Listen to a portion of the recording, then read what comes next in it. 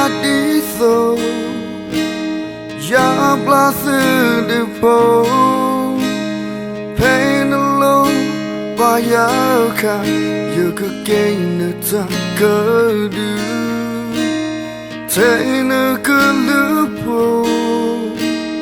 come all up with you me le ta e do ko que si je na Fata mu basa Papa mu yatha Bulaya me tigalo Papa khaye da yatha Buti ma le je Kuplu le ne kho Me le ta e do kho Que si je na Basa ke ina o nei do wa oga Tata pon iti ya tu kusuli ne tu thi nya nei da la na ta e ne hi ya mi to ko ke Tata o alo Yo could gain no taka do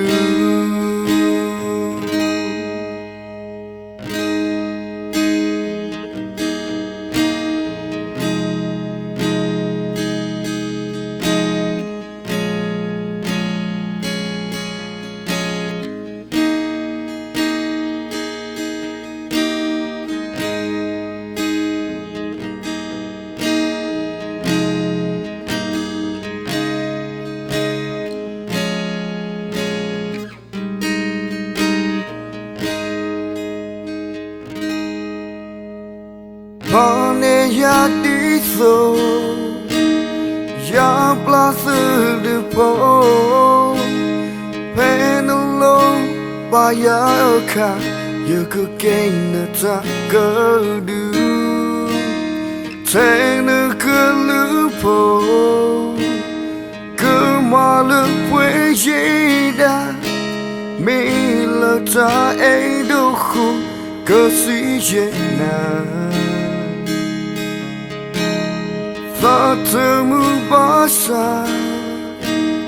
Bapa mu yatha Bulaya me tigalo Papa khaye da yatha Buti ma le je Kuplu le ne kho Me le ta e do kho Que si je na Basa ke ina o nei do wa oga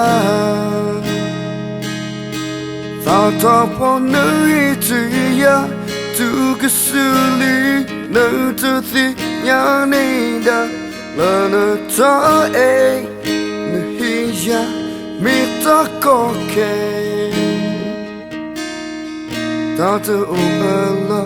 You could gain the taka do